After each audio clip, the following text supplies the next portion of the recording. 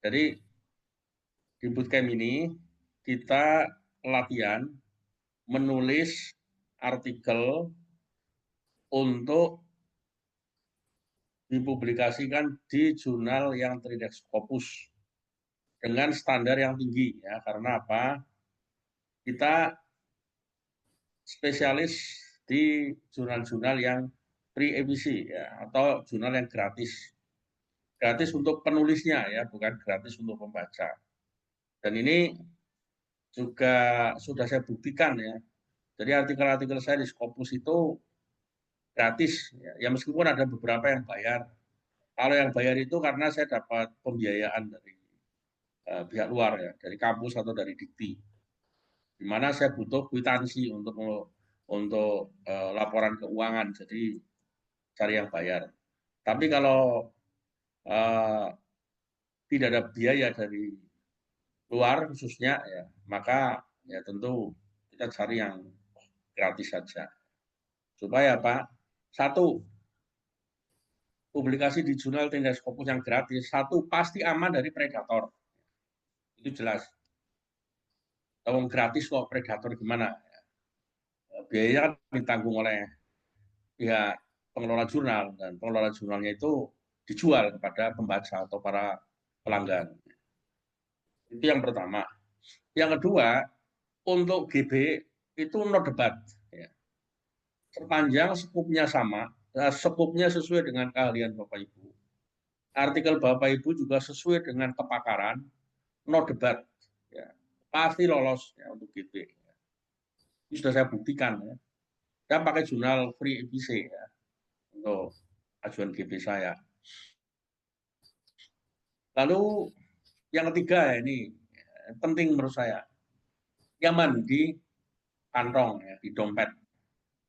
Jadi Bapak Ibu tidak perlu mengalokasikan anggaran untuk biaya publikasi. Paling biaya untuk apa? Untuk langganan EI.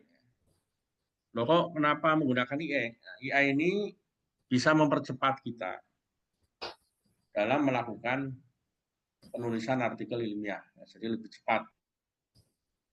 Ya bukan hanya lebih cepat, tapi juga lebih akurat dan high quality.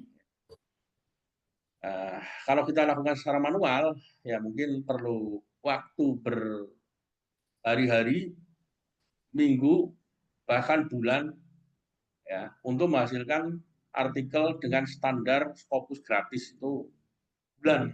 Ya.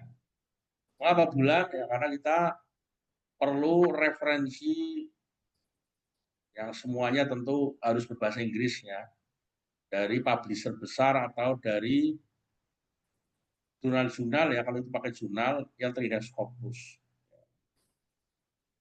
Jadi kalau nanti mengutip buku, ya bukunya bukan buku dari penerbit Indonesia, ya itu bobotnya rendah. Tapi buku-buku yang diterbitkan oleh publisher-publisher besar seperti Sage, ya, Springer, Taylor and Francis. Ya. Kalau buku kan ada yang terindeks Scopus, ada yang tidak, tergantung. Ya. Nah, kalau jurnal ya diupayakan jurnal yang terindeks Scopus. Dan terindeks Scopus pun biasanya nanti publisher selektif itu, apa namanya, pengelola jurnal selektif. Jurnal predator pasti akan dikasih tanda merah ya, atau minimal kuning. Nah, bukan hanya itu, tetapi juga referensi yang kita kutip itu harus benar-benar relevan. Ya. Temanya sesuai dengan artikel kita. Kemudian yang tidak kalah pentingnya benar-benar dikutip ya, tidak hanya asal tempel. Nanti saya tunjukkan salah satu artikel saya yang ini dalam proses editing menuju terbitnya. Di mana artikel itu koreksi antar satu sitasi ya, sampai selesai ya. Komentari ya apakah sitasi ini relevan ya artikelnya. Kalau tidak, ya, sana minta izin ya, untuk direposisi atau bahkan dibuang. Ya. Itu teliti sekali ya jurnal-jurnal Scopus yang gratis itu. Jadi makanya kalau Bapak Ibu bisa berhasil tembus dan untuk GB ya udah no debat. Ya. sudah aman.